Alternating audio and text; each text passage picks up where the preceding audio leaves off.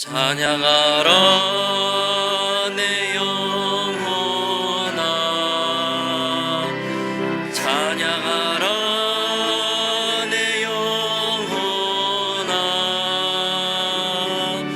내 속에 있는 것들아 다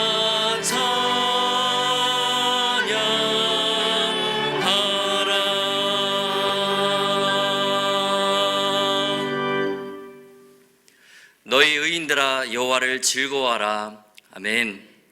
전능하사 천지를 만드신 하나님 아버지를 내가 믿사오며 그 외아들 우리 주 예수 그리스도를 믿사오니 이는 성령으로 잉태하사 동정녀 마리아에게 나시고 본디오 빌라도에게 고난을 받으사 십자가에 못 박혀 죽으시고 장사한 지 사흘 만에 죽은 자 가운데서 다시 살아나시며 하늘에 오르사 전능하신 하나님 우편에 앉아 계시다가 저리로서 산자와 죽은 자를 심판하러 오시리라. 성령을 믿사오며 거룩한 공회와 성도가 서로 교통하는 것과 죄를 사하여 주시는 것과 몸이 다시 사는 것과 영원히 사는 것을 믿사옵나이다. 아멘. 여호와께 감사하라. 그는 선하시며 여호와께 감사하며 그 이름을 불러 아뢰며 그 행사를 만민 중에 알게 할지어다. 아멘.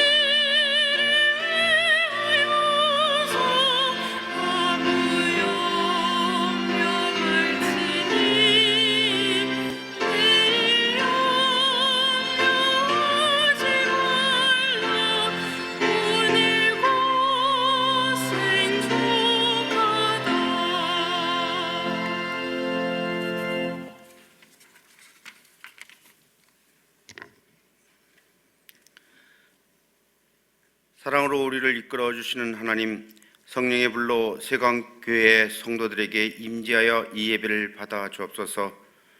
모든 것이 하나님의 은혜와 축복이었음을 이 시간 고백합니다. 주님, 50년이라는 세월을 매 순간 세강교회 함께 하심을 감사드립니다. 앞으로도 함께 하실 50년을 기대하며 감사드립니다. 매주 감사주일을 맞이하여 하나님께서 베풀어 주신 은혜를 낱낱이 고백하고 감사하는 예배를 드리오니 기뻐 받아 주옵소서. 주님의 섬김을 잊지 않고 다른 이웃과 성도들에게 나누며 살게 하소서. 세상의 빛과 소금이 되지 못하고 세상의 물질과 명예와 부귀를 쫓아 살았음을 용서하옵소서. 저희들의 예배가 형식과 습관으로 드리지 않고 하나님을 두려워하며 모든 것에 진실된 마음으로 주님께 경배와 찬양을 올려드릴 수 있게 은혜 내려 주옵소서.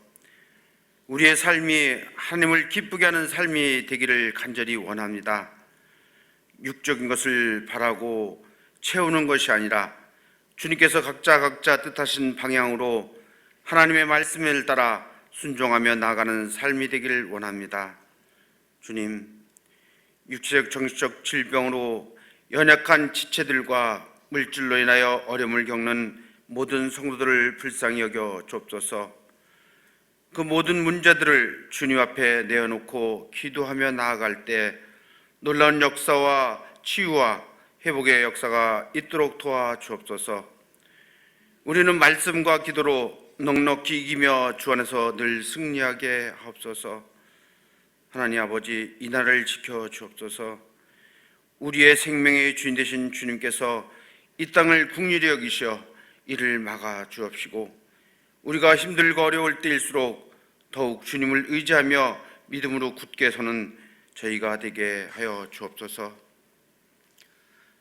사그라들지 않는 코로나19로부터 우리를 지켜 주옵소서. 우리가 이 고난을 낭비하지 않고 하나님의 일 하심을 믿음으로 순종하게 하소서. 대통령과 의정들이 이 나라의 주인이 하나님이심을 알고 살아계신 하나님을 두려워하며 하나님이 주신 지혜로 이 나라를 이끌어 나가게 하소서. 세계 각처에서 복음을 선포하시는 선교사님들에게 성령의 기름 부으심이 임하사 막혀진 사역 잘 감당하게 하시고 가정의 안전과 건강을 지켜 주옵소서. 하나님의 말씀을 선포하시는 유선인 담임 목사님에게 날마다 성령 충만케 하시고 영육간의 강건함을 허락하여 주시고 듣는 저희들이 마음에 성령께서 임재하여 영적인 귀와 눈이 열리고 흩어진 마음이 주님께 집중되게 하옵소서. 분이엘 찬양대 찬양을 받아 주소서. 이른 새벽부터 몸과 마음을 다하여 하나님을 높이는 감사 찬양이 하늘의 영광이요 땅에는 기쁨이 되게 하시고 대원들에겐 은혜의 시간 되어 하나님의 음성이 들리는 축복의 통로가 되게 하소서. 우리를 죄에서 구하시고 우리를 사랑하시는 예수 그리스도 이름으로 기도합니다. 아멘.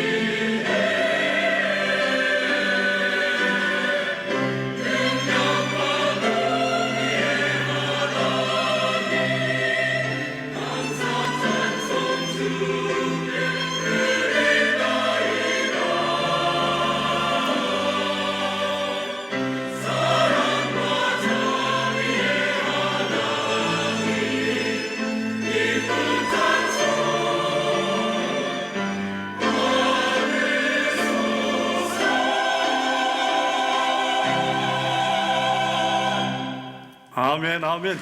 할렐루야. 하나님 영광 돌립니다. 하나님 영광 받으소서, 찬양을 받으소서. 할렐루야.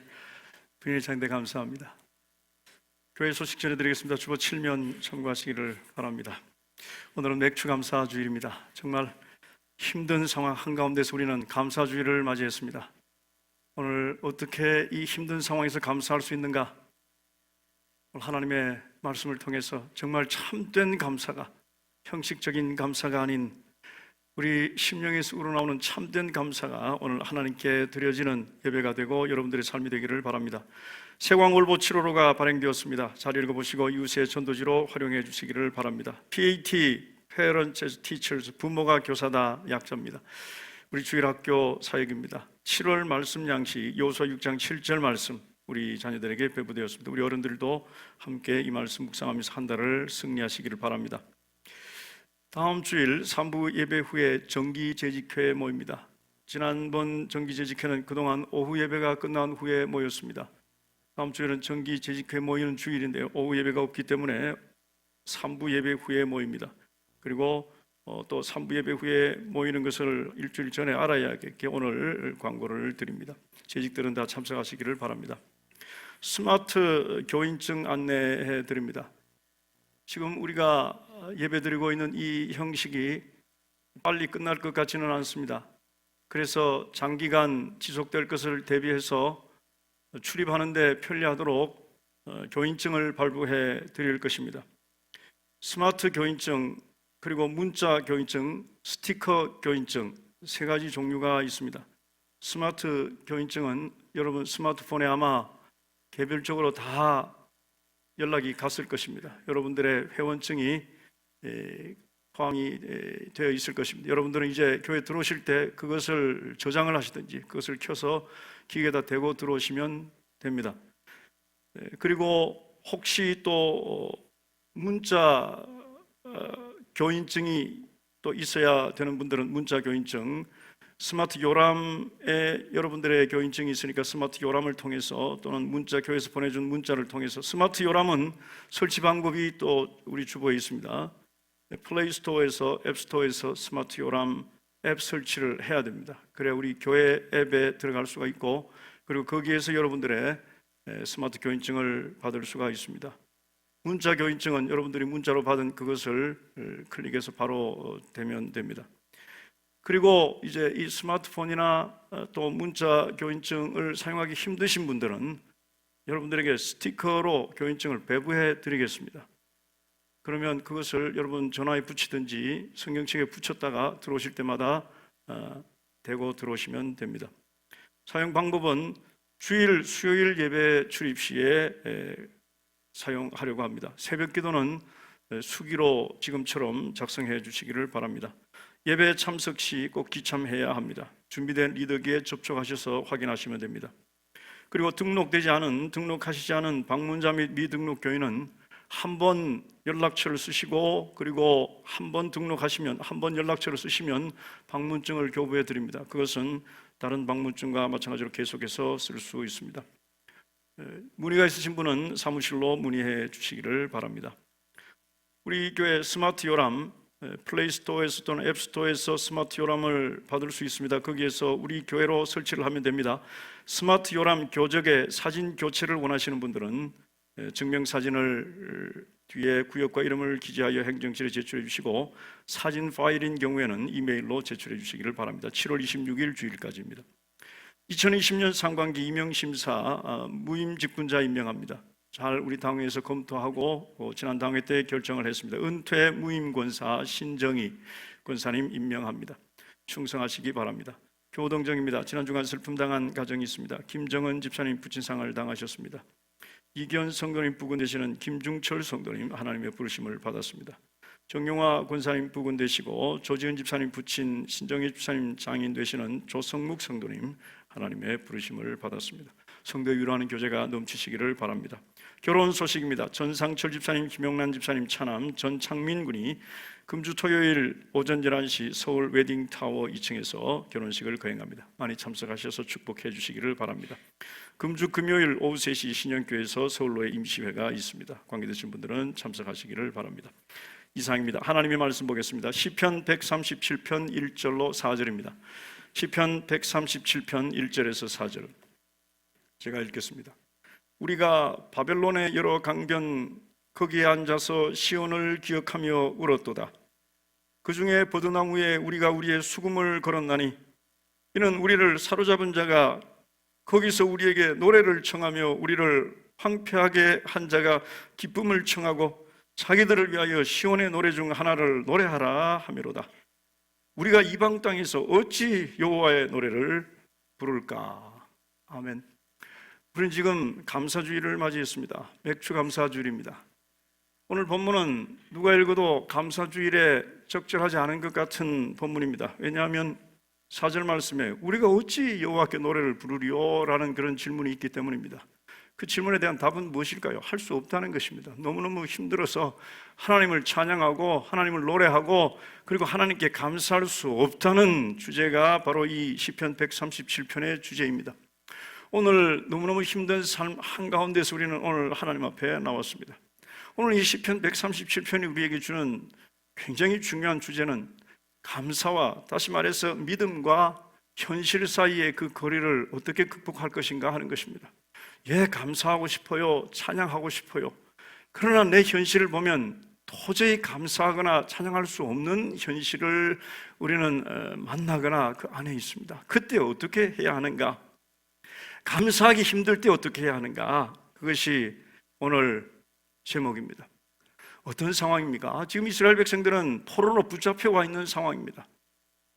조국에 가지도 못하고 가족들과 다 헤어져 있으며 들려오는 소식은 예루살렘이 다 회파되었고 성전은 다 무너졌고 어떻게 되었는지 모르고 그리고 자기들만 지금 포로로 붙잡혀와 있습니다. 그들의 육신적이고 그들의 정신적이고 정서적이고 영적인 상태가 얼마나 힘들었을지 우리는 알고 있습니다. 우리의 상태는 어떻습니까? 우리도 마찬가지입니다. 코로나19로 인하여 온 세계가 두려움 가운데 떨고 그리고 매일매일 한 발자국씩 다가오는 그 바이러스의 공포 때문에 많은 사람들은 너무너무 힘들어하고 있습니다. 그래서 우리도 여태까지 우리가 경험해보지 못한 예배의 형태를 취하고 그리고 그런 마음가짐으로 하나님 앞에 있습니다. 그것뿐입니까? 우리들의 삶에 오는 여러 가지 기본적인 문제들, 물질에 대한 문제, 건강에 대한 문제, 관계에 대한 문제, 자녀들에 대한 문제, 여러 가지 문제들로 인하여 우리는 너무너무 힘들어요. 그래서 맥주 감사주일을 맞이했지만 하나님 정말 감사하기 힘드네요 라고 고백할 수밖에 없는 이 순간, 이 자리입니다. 예, 그렇습니다. 우리가 하나님을 안 믿는 것이 아니에요. 하나님을 믿습니다. 그런데 너무너무 내 삶이 어렵습니다. 잘 되는 것이 없어요. 무엇인가 시작하면 다 안 되고 그리고 한 번도 생각해 보지 못한 상황에 계획도 없던 상황에 지금 처해 있습니다. 아침에 일어나자마자 할렐루야 해야 하는 것 알지만 입이 떨어지지를 않습니다. 호흡이 있는 자는 주님을 찬양하라 하였으니 죽을 때까지 주님을 찬양하는 건 맞습니다. 그러나 쉽지 않습니다. 입술에 열매가 찬양이라 했는데 그 찬양의 열매를 맺는 것이 참 힘드네요. 정직하게 말하면 목사인 저도 똑같습니다. 우리들의 상황과 우리들의 조건과 우리들의 삶에 일어나는 여러 가지 일들이 우리를 찬양을 하는데 그리고 감사를 하는데 제한하게 합니다. 감사하는지를 알지만 그리고 찬양해야 하는지를 알지만 참 감사와 찬양이 힘드네요. 이것은 우리들만의 이야기가 아닙니다. 오늘 본문에 나타난 이스라엘 백성들의 이야기이기도 합니다. 이스라엘 백성들은 지금 감사하고 싶으나 감사할 수 없는 상황이 있음을 발견합니다. 찬양하고 싶은데 찬양할 수가 없어요. 그래서 찬양의 도구들인 그 수금 검은고를 버드나무에 걸어놓고 그리고 지금 울고 있습니다. 감사해야 하는 순간, 찬양하라고 사람들은 막 말하고 있는 그 순간입니다. 이스라엘은 그 역사적으로 둘로 나누어지죠. 북이스라엘과 남유다로 나누어집니다. 북이스라엘은 아수르의 일찌감치 멸망당했습니다. 남유다는 BC 597년에 바벨론 왕 느부갓네살이 예루살렘 성을 포위했고, 그리고 침공하여 예루살렘 성을 무너뜨리고 예루살렘 성전을 회포하고, 그리고 그가 한 일이 있었는데 예루살렘에 있는, 아니 이스라엘에 있는 사람들을 잡아갔어요. 포로로 붙잡아갔습니다. 똑똑한 사람들, 유능한 사람들 다 붙잡아갔습니다. 그리고 그들에게 바벨론의 풍습과 바벨론의 학문과 바벨론의 문화를 주입시키면서 바벨론화시키는 작업을 했습니다.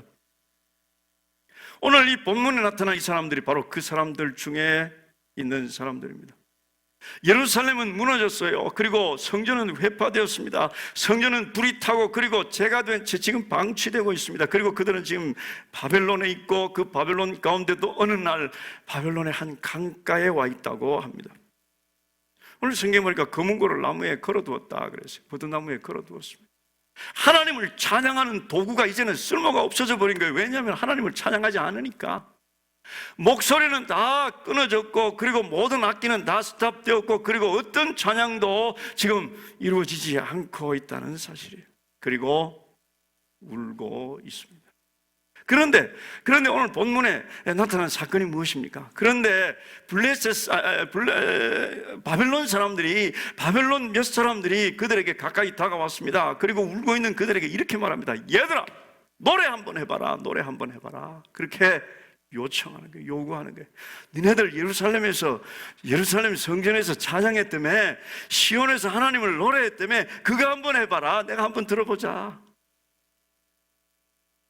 거기에 대한 이스라엘 백성들의 대답은 무엇이었습니까?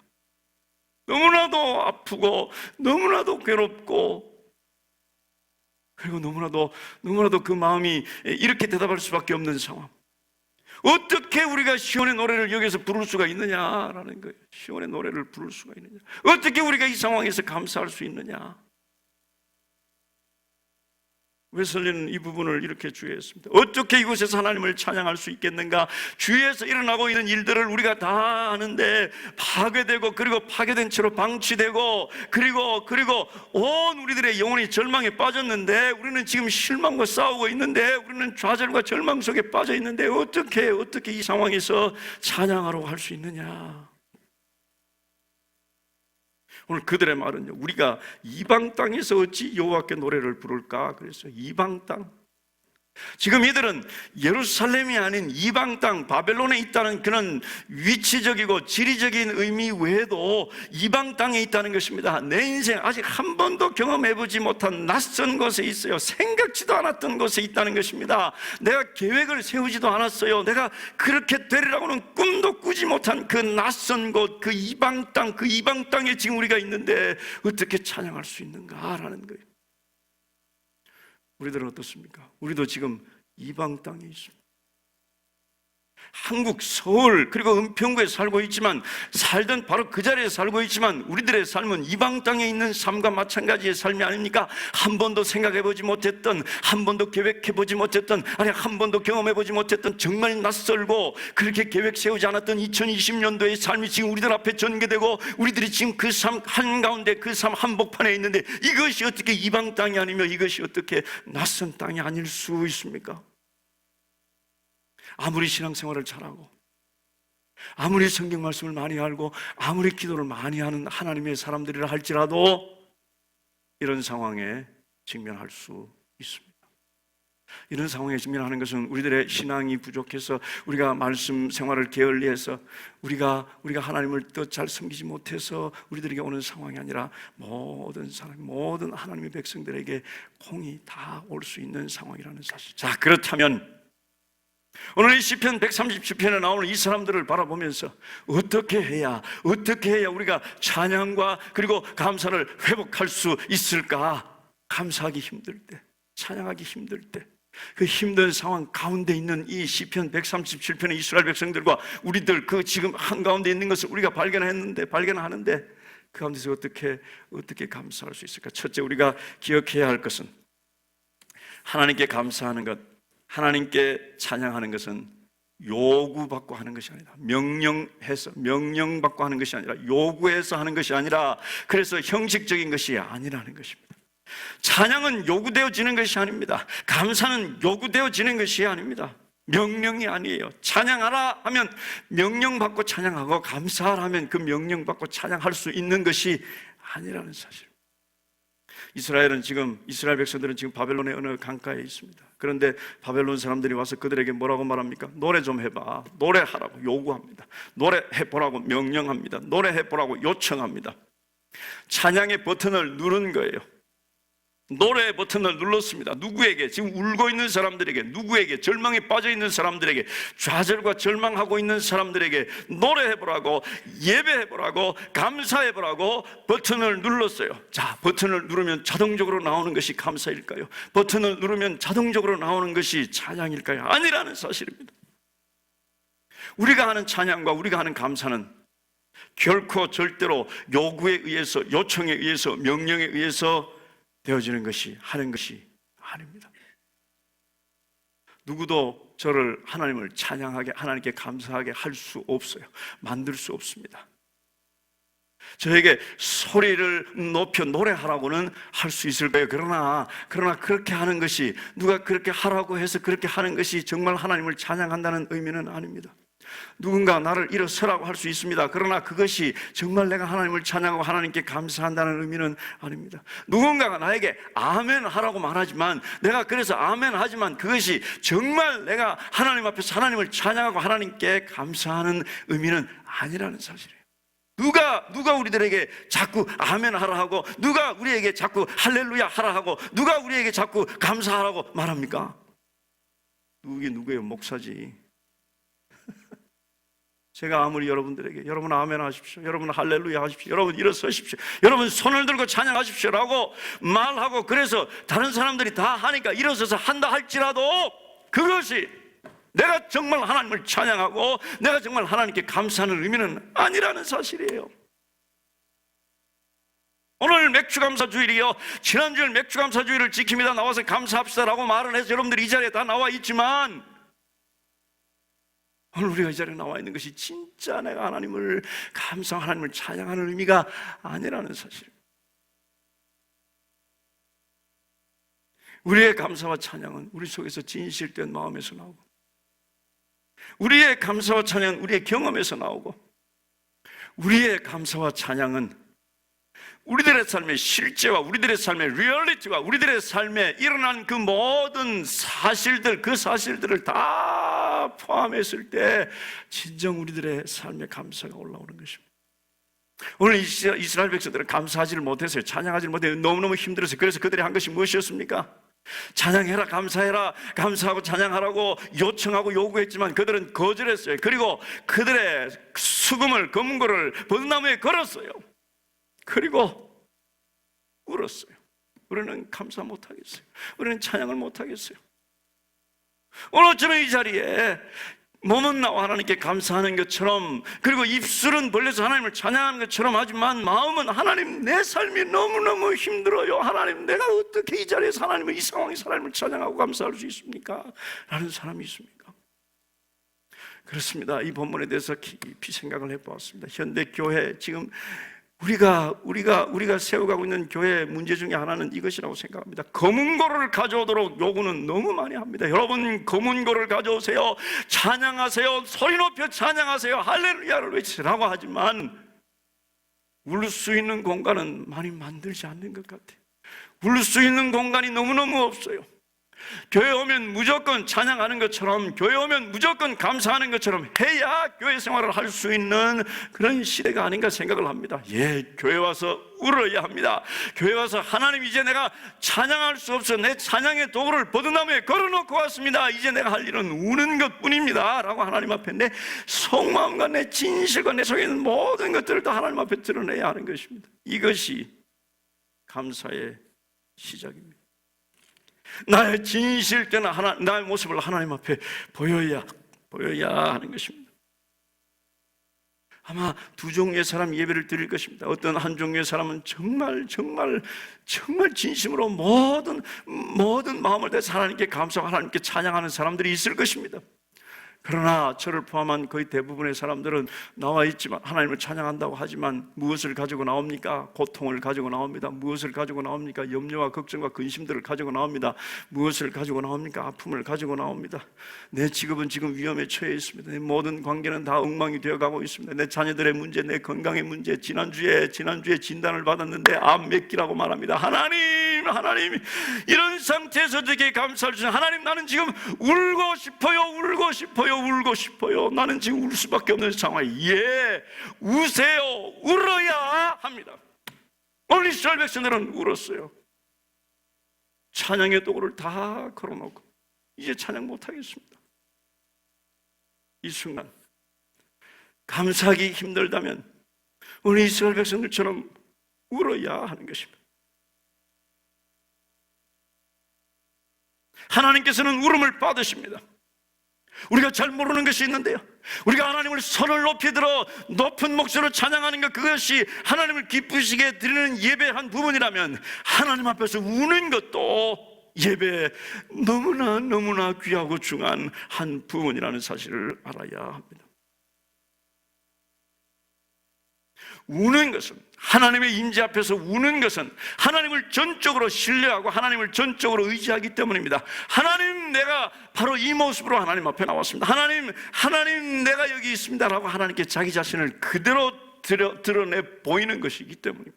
하나님, 나는 이런 아픔이 있습니다. 하나님, 이렇게 내가 부서졌습니다. 하나님, 이렇게 내가 괴롭습니다. 왜 하나님 앞에 그것을 보입니까? 하나님 능력이 있으시잖아요. 하나님 위대하시잖아요. 하나님 고쳐주세요.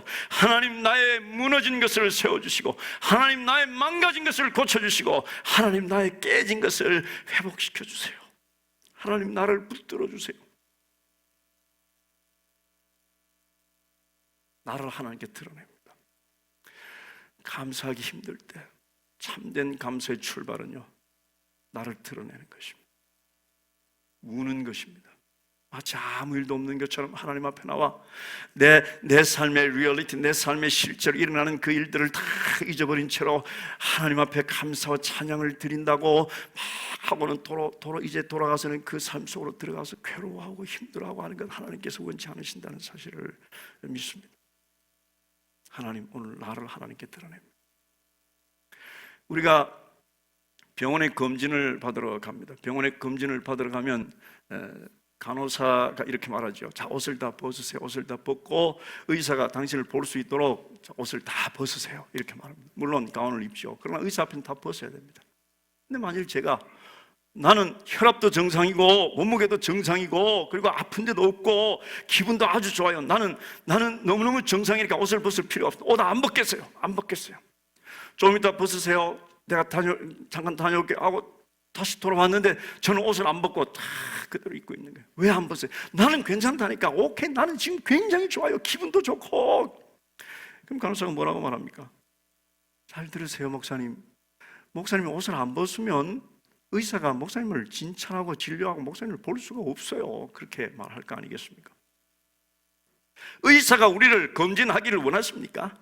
의사가 우리를 다루기를 원하십니까? 의사가 우리를 고치기를 원하십니까? 그렇다면 우리는 벗어야 합니다. 다 벗어야 하는 거예요. 의사 앞에서 다 벗어야 합니다.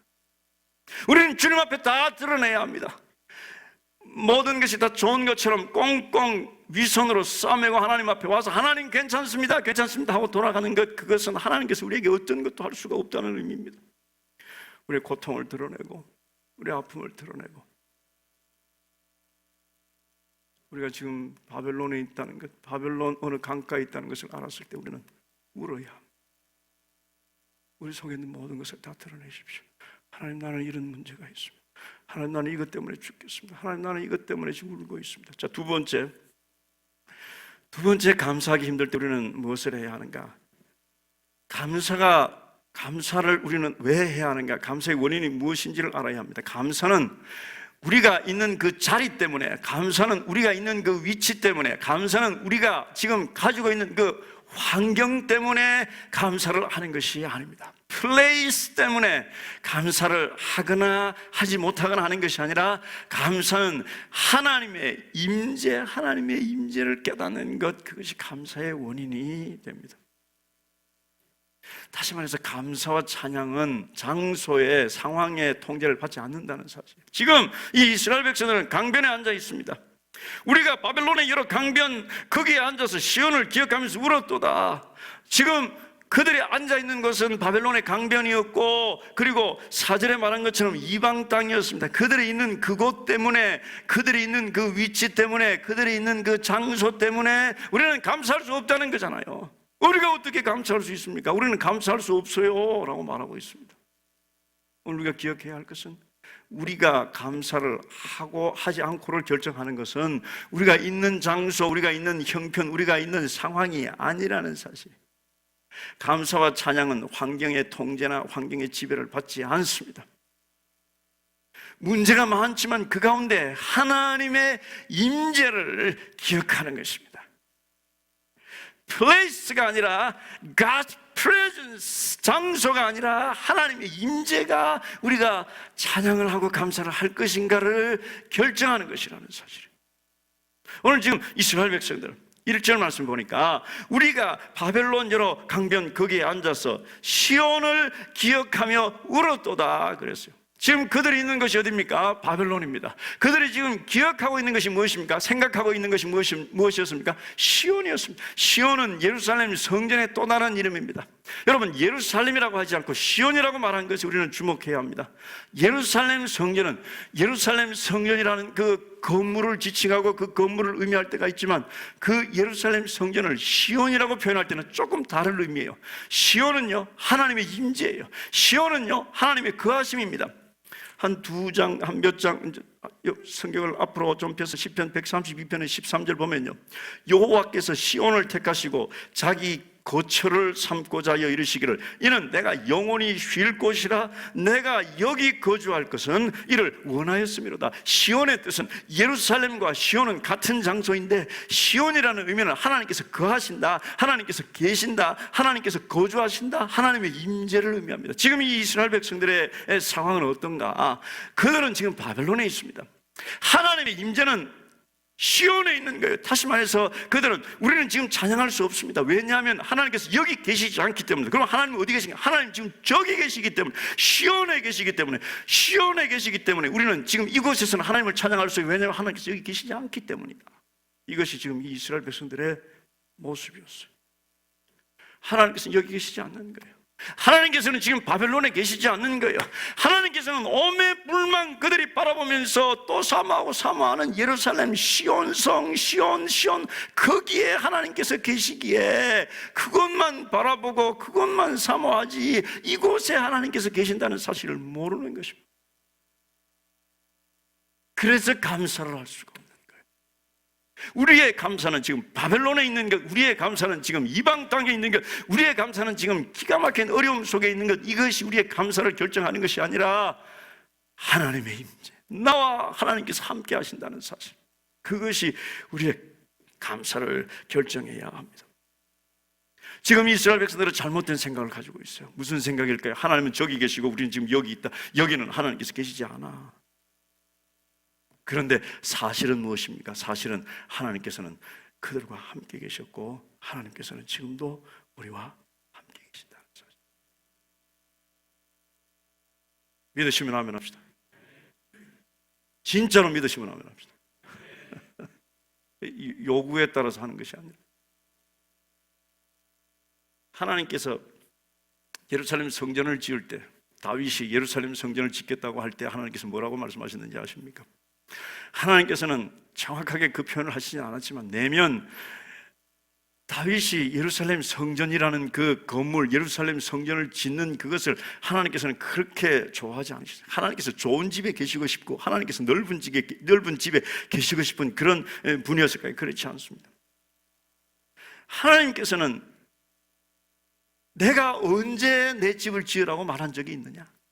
하나님께서는 내가 이 집, 저 집, 이 장막, 저 장막, 이 성막, 저 성막에서 내가 있지 않았느냐? 내가 언제 내가 너희들에게 내 집을 지으라고 말한 적이 있느냐라고 말씀을 하시면서 허락은 하셨지만, 하나님께서는 내심 성막에 대한 사랑, 성막에 대한 하나님의 생각 있었습니다. 성막의 의미는 이동식 예배처예요. 함께 움직인다는 뜻을 가지고 있습니다. 함께 움직인다. 그런데 성전의 의미는 고정되어 있는 거예요. 성전이 그곳에 지어지면 이 성전은 움직일 수도 없습니다. 이 성전은 다른 곳에 가지고 갈 수가 없습니다. 이 성전은 그곳에 고정되어 있습니다. 하나님께서 걱정하신 것은 내가 성막으로 있을 때는 너희들과 함께 이곳에도 가고 저곳에도 가고 그랬지만 이제 성전이라는 것을 짓고 너희들의 생각이, 혹시라도 너희들의 생각이 내가 이 성전 안에만 있고 성전 밖에 너희들과 함께 성막으로 다니던 그 하나님을 잊어버릴까 염려한다. 이것이 바로 하나님의 생각이었습니다. 하나님은 성막의 하나님이셨어요. 이스라엘 백성들이 광야에 있을 때 그들과 함께 하시는 성막의 하나님이셨습니다. 이스라엘 백성들이 적들에게 둘러싸여 있을 때 그들과 함께 하신 성막의 하나님이셨습니다. 이스라엘 백성들이 어디로 갈지 모를 때 그들과 함께 하시며 그들을 인도하셨던 성막의 하나님이셨습니다. 이스라엘 백성들이 아침에 일어났을 때도 그들과 함께 하셨던 성막의 하나님이셨습니다. 이스라엘 백성들이 산 꼭대기 그리고 골짜기에 있을 때도 그들과 함께 하셨던 성막의 하나님. 그런데 지금 이들의 문제는 눈에 보이는 그 예루살렘 성전에만 하나님께서 계시고 그 성전이 회파되고 그 성전이 다 무너졌으니 지금 이곳에 하나님께서 계시지 않는다는 생각. 우리들 이 성전만 떠나면 하나님께서 나와 함께 하시지 않는다는 생각을 가진다면 우리는 이 이스라엘 사람들의 생각과 같은 생각인 것입니다. 같은 생각. 하나님께서는 분명히 말씀하셨습니다. 성막의 하나님이라고 말씀하셨는데 내가 너희가 어디로 가든지 내가 너희와 함께 할 것이다. 너희는 나를 벗어나지 못하고 너희는 나를 떠나지 못할 것이다. 하나님께서 말씀하셨 내가 너희와 함께 하리라. 믿으십니까? 오늘 우리들의 삶에 무슨 일이 일어난다 할지라도, 앞으로 무슨 일이 일어난다 할지라도 그것이 우리들의 감사와 그것이 우리들의 찬양을 결정하는 것이 아니라 하나님께서 나와 함께 하신다는 사실, 하나님께서 지금 나와 함께 계신다는 사실, 다른 것이 우리들의 감사를 결정한다면요, 일이 형통하고 모든 사람들은 코로나 때문에 죽겠다 하는데 나는 이 코로나 때문에 수십억을 벌었어, 하나님께서 나와 함께 하시는 것 같아, 내가 하나님을 찬양하고 하나님을 예배할 거야 라는 그것이 그의 찬양과 감사와 예배의 근거라면 어느 날 그것이 무너지는 순간 하나님께 감사 드릴 수가 없습니다. 내가 수입이 많고 내가 차가 많고 할 때 하나님을 감사한다면 그것이 사라지고 없다면 우리는 하나님을 찬양할 이유가 없어져 버리는 거예요. 그러나 하나님께서 말씀하십니다. 그것이 감사의 근거가 아니다. 무너지고 힘들고 괴롭고 고통 가운데 있어도 감사할 이유가 있는데 그것은 뭐예요? 내가 너와 함께 하기 때문이다. 오늘 하나님께서 여러분과 함께 하심을 믿으십니까? 어느 곳에나 하나님께서 우리와 함께 하십니다. 우리가 어떤 곳에 있다 할지라도, 천국 같은 곳에서 일어난다 할지라도, 지옥 같은 곳에서 일어난다 할지라도, 산꼭대기에 있다 할지라도, 골짜기 한가운데 있다 할지라도 하나님께서는 바로 나와 함께 계십니다. 요즘 참 그리운 예배 시간의 모습 중에 하나가 있습니다. 쪽지가 올라오는데요, 기도 끝나고 나면 쪽지가 여기 올라와 있습니다. 여러분 잘 모르시죠? 쪽지를 올려보냅니다. 제가 설교하면서 쪽지를 받고 예배를 인도하면서 쪽지를 받는 적이 가끔 있습니다. 어떤 결혼식 때는 쪽지가 올라왔는데요, 짧게 끝내주세요 라는 쪽지가 올라오기도 합니다. 예배 시간에 올라오는 쪽지는 뭐 그런 쪽지는 아닙니다. 예배 시간에 올라오는 쪽지는 한결같이 무엇인가 하면 지금 이 예배에 굉장히 중요한 사람이 와 있습니다 라는 그런, 제가 모르니까 이 예배에 굉장히 중요한 사람이 와 있습니다. 굉장히 중요한, 목사님이 꼭 알아야 될 그 사람이 와 있다는 것을 알아야 할 굉장히 중요한 사람이 와 있습니다. 국회의원, 대통령 그럴까요? 아니에요. 우리 교회는 국회의원은 오지만 대통령 오지도 않았어요. 새로운 사람이 와 있어요. 새로운 사람이, 새로 하나님의 백성이, 새로운 하나님의 자녀된 사람이, 이 사람이 이 예배에 와 있어요. 목사님 꼭 아세요. 그래서 소개해 주세요. 꼭 알아야 할 사람, 꼭 목사님이 인식해야 할 사람, 알고 있어야 할 사람이 이 예배에, 이 자리에 와 있습니다 라는 쪽지를 저에게 올려 보냅니다. 요즘은 코로나 때문에 그 쪽지가 잘 안 올라와요. 좀 올라오면 참 좋겠습니다. 오늘 제가 여러분들에게 쪽지를 드립니다. 여러분들의 삶에 여러분들이 인식해야 되고 여러분들이 반드시 알아야 될 분이 여러분들의 삶에 와 계세요. 그래서 여러분들에게 쪽지를 드립니다. 절대 잊지 말아야 할 그분이 바로 여러분들의 삶에 와 계신다고요. 그분이 바로 하나님이세요. 믿으시면 아멘 합시다. 하나님께서 여러분들과 함께 계십니다. 하나님께서 우리 인생에 들어와 계십니다. 하나님께서 여러분들과 함께 앉아 계시고 여러분들과 함께 가시고 여러분들과 함께 사십니다. 이 주님을 기쁘게 섬기십시오. 이 주님을 찬양하십시오. 이 주님께 감사하십시오. 세 번째, 우리의 감사는 하나님의 임재를 할 때 감사할 수 있고, 또다시 우리가 감사하기 힘들 때 감사와 찬양은 하나님의 자비하심을 기억할 때 가능합니다. 기억할 때, 과거에 하신 하나님의 일들을 기억할 때, 그것을 다시 되새길 때 우리는 감사할 수 있어요. 오늘 지금 이스라엘 백성들의 상황을 우리는 충분히 이해할 수 있습니다. 그래서 이 시편 137편 참 이상한 시편이죠. 이런 시편이 어디 있었습니까? 시편 150편이 있습니다. 150편 가운데 정말 독특한 이상한 시편이에요. 나는 찬양을 못하겠다라는 그런 주제가 지금 그 150편의 찬양 시중에 버젓이 지금 들어와 있는 거예요. 우리는 이 시편의 역사를 좀 알아야 합니다. 시편은 유대인 그리고 랍비 또는 종교 지도자들이, 아주 최고의 종교 지도자들이 성령 인도하심 가운데 모였습니다. 그리고 시편 150편을 추렸어요. 그 사람들이 한 것은 첫째 두 가지였는데, 첫째 시편 150편을 선정했습니다. 딱 150편만 당시에 시가 있었던 것이 아니었습니다. 150편을 뽑았어요. 기도하면서 뽑았어요. 성령 인도하시는 가운데서 150편을 뽑았어요. 150편을 뽑는데 아마 137편에 대해서는 문제가 있었을 것 같아요. 137편을 넣을까 말까, 이건 넣어야 되나 말아야 되나. 야, 봐라, 어떻게 여호와를 노래 부를 수 있을까? 이 시편은 하나님을 찬양하고 하나님을 찬양하는 것을 격려하고 하는 그런 시편인데 이런 시편이 들어가면 어떻게 하냐? 저라면 안 넣었을 것 같은데 누군가가 이 시편 137편을 넣자 했고, 그리고 모든 사람들이 다 동의해서 지금 이 시편 137편이 이 시편 150편 가운데 들어갔습니다. 왜일까요? 그들은 알았기 때문입니다. 하나님의 자녀들이 복 있는 사람은이라고 출발했고, 그리고 찬양하는 삶을 살았던 모든 하나님의 사람들이 언젠가는, 어느 순간인가는 이 137편과 같은 삶에 이를 것이다. 그것을 알았기 때문입니다. 그리고 이 사람들이 했던 두 번째 중요한 일은요, 150편을 뽑았을 뿐만 아니라 150편의 순서를 정했습니다. 여러분, 막무가내로 가나다 순으로 막 이렇게 150편을 나열한 것이 아닙니다. 굉장히 전략적인 신학적인 의미를 포함하고 있습니다. 오늘 이 137편은 1편에 갈 수가 없어요. 1편 열자마자 나는 감사할 수 없어요, 찬양할 수 없어요, 이렇게 하면 되겠어요. 그래서 137편은 뒤로 미루어지다가 137편 거의 끝부분에 가서 지금 이 시편이 위치하고 있습니다.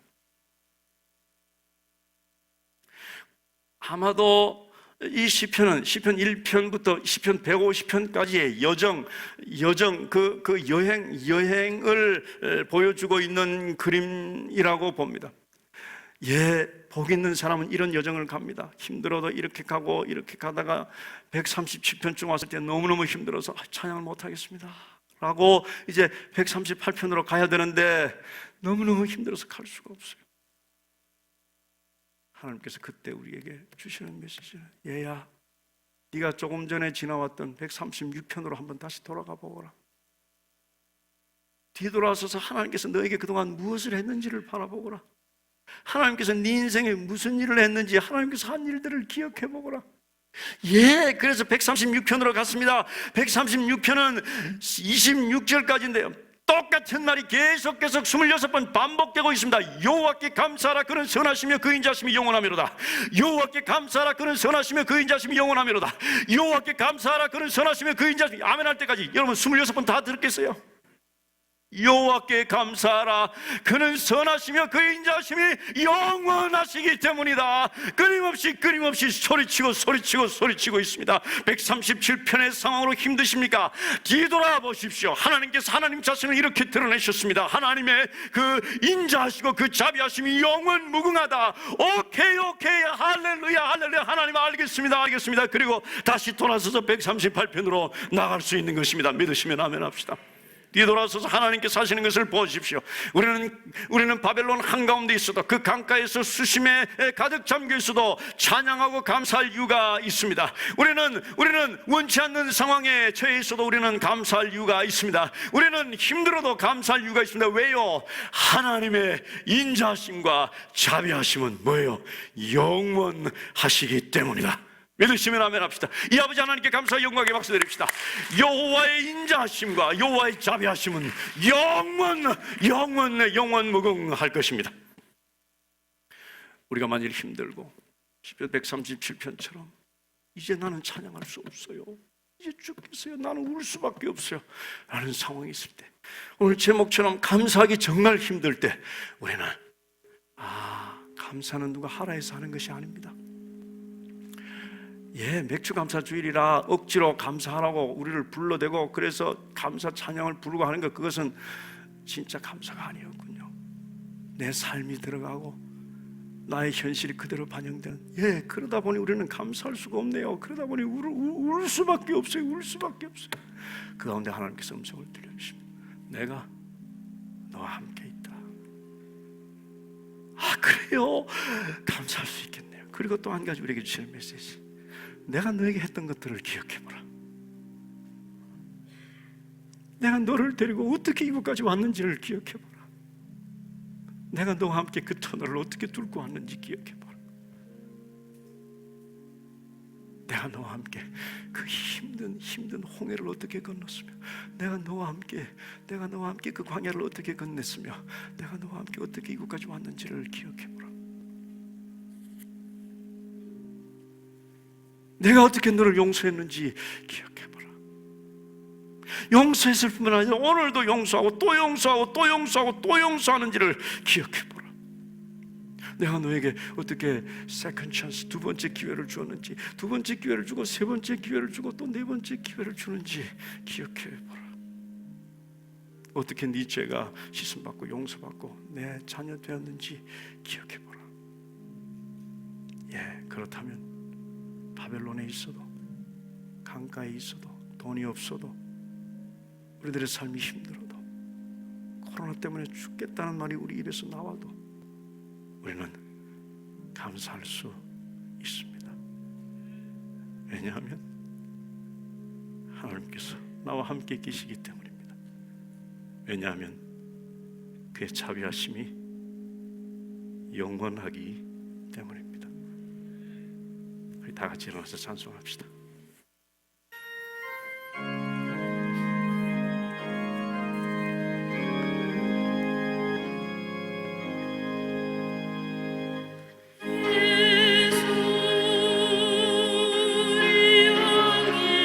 이곳에 오셔서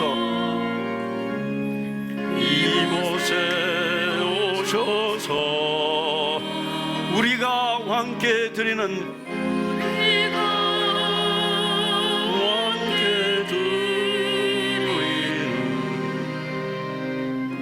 영광을 받아 주소서. 우리는 주님의 백성,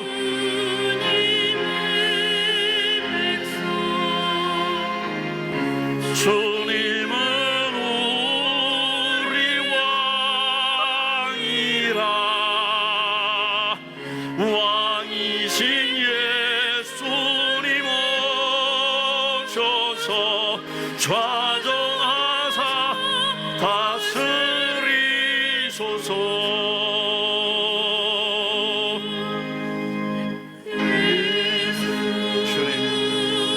이곳에 계신 예수, 우리가 올려드리는 찬양과 감사를 받아 주시옵소서. 우리가 주께 드리는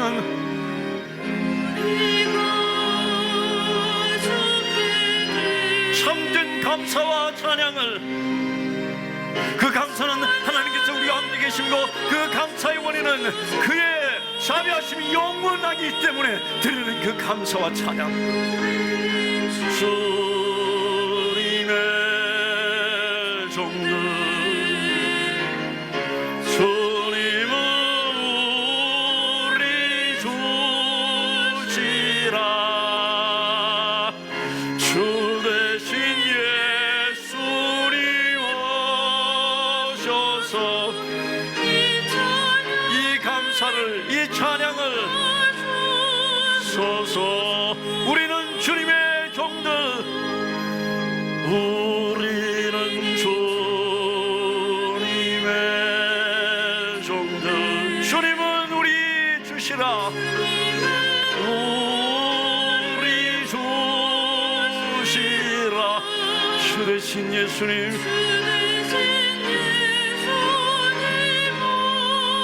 이 찬양을, 이 감사를 주소서. 우리 함께 기도합시다. 여러분, 얼마나 힘드십니까? 얼마나 수고가 많으십니까? 얼마나 두렵습니까? 그래도 우리는 주님 앞에 나왔습니다. 맥주감사주의를 맞이해서 주님 앞에 나왔습니다.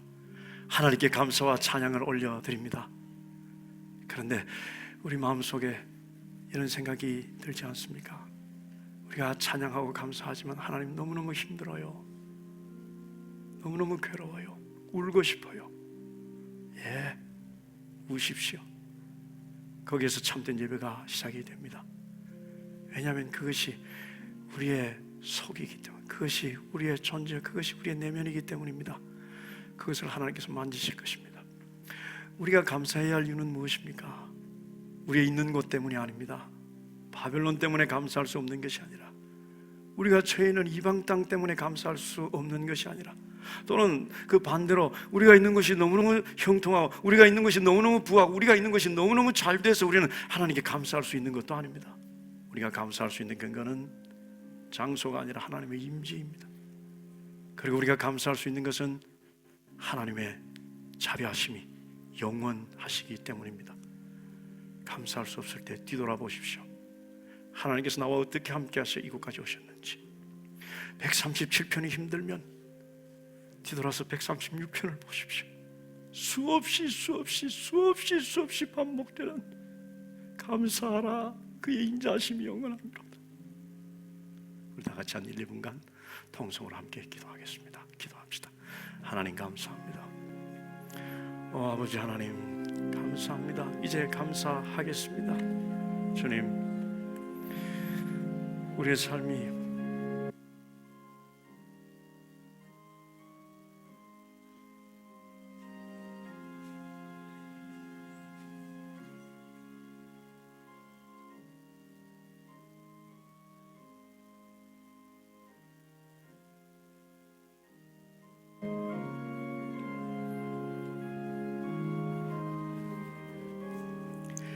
하나님 아버지 은혜를 감사합니다. 이 아침에 감사주의를 맞이하여 하나님 앞에 감사하는 귀한 주님의 백성들이 있습니다.